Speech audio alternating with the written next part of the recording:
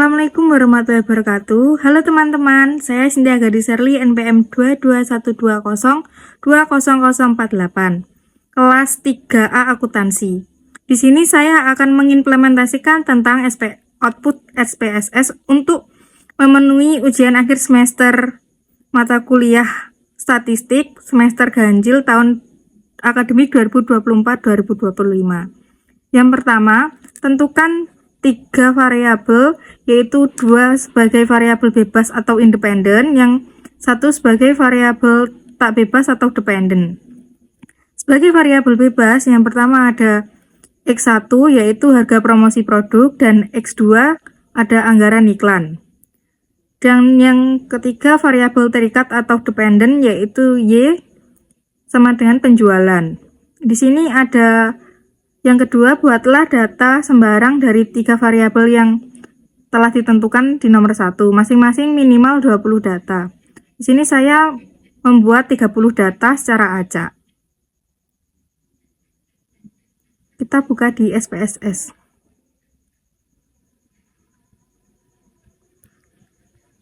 Di sini ada 30 data secara acak yang sudah saya buat.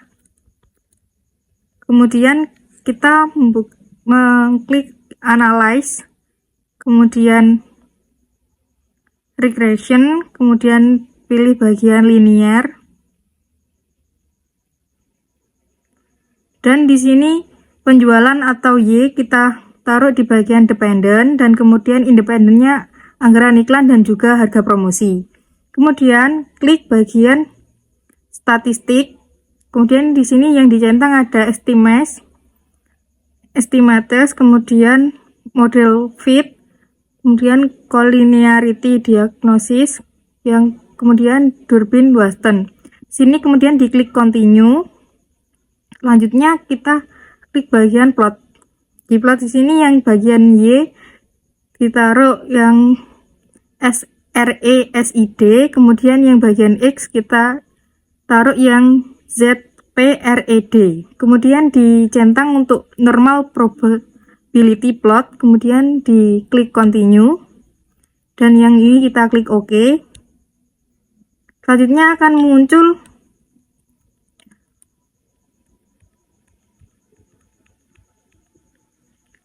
regression. Di sini saya akan menjelaskan kembali lagi ke yang tadi karena sudah saya copy di bagian Word. Yang di sini ada output SPSS, ada variabel entered atau removed, kemudian model summary, kemudian ANOVA,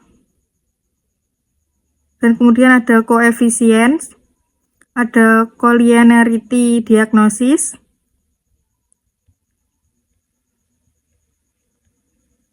dan ada dependent variable.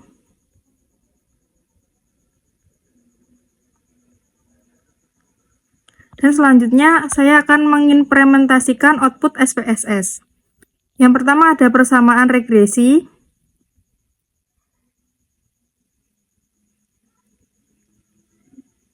Persamaan regresinya adalah bagian A konstanta ada 23.498.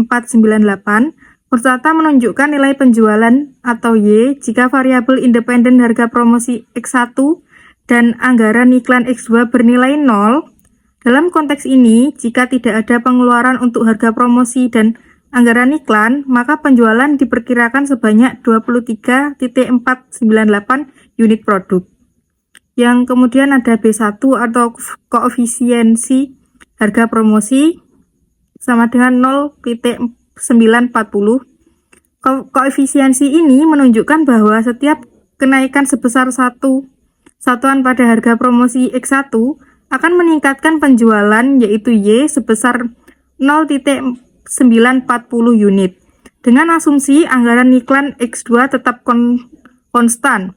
Nilai ini menunjukkan pengaruh positif tetapi kecil dari harga promosi terhadap penjualan. Yang kemudian ada B2, koefisiensi anggaran iklan, yaitu 17.331. Koefisiensi ini menunjukkan bahwa setiap kenaikan sebesar satuan pada anggaran iklan X2 akan meningkatkan penjualan X sebesar 17,331 unit. Dengan asumsi harga promosi X1 tetap konstan, nilai ini menunjukkan bahwa anggaran iklan memiliki pengaruh yang jauh lebih besar terhadap penjualan dibandingkan dengan harga promosi. Yang kedua ada koefisiensi determinasi nilai R square 0,974 menunjukkan besarnya pengaruh harga promosi X1 dan anggaran iklan X2 terhadap penjualan yaitu Y adalah sebesar 97,4%, berarti masih ada pengaruh variabel lain sebesar 2,6% yang mempengaruhi penjualan tetapi tidak diteliti dalam penelitian ini. Yang ketiga ada pengujian hipotesis. Di sini nilai SIG sama dengan 0,000 kurang dari 0,05 H0 ditolak, artinya secara bersama-sama harga promosi X1 dan jumlah anggaran iklan X2 memiliki pengaruh yang signifikan terhadap penjualan yaitu Y. Selanjutnya ada uji T atau pengaruh secara parsial atau individu. Untuk harga promosi X1, nilai SIG sama dengan 0,125 kurang dari 0,05 H0 ditolak, artinya harga promosi X1 secara parsial berpengaruh signifikan terhadap penjualan Y. Untuk anggaran iklan X2, nilai SIG 0,00 kurang dari 0,05 H0 ditolak, artinya anggaran iklan X2 secara parsial berpengaruh signifikan terhadap penjualan Y.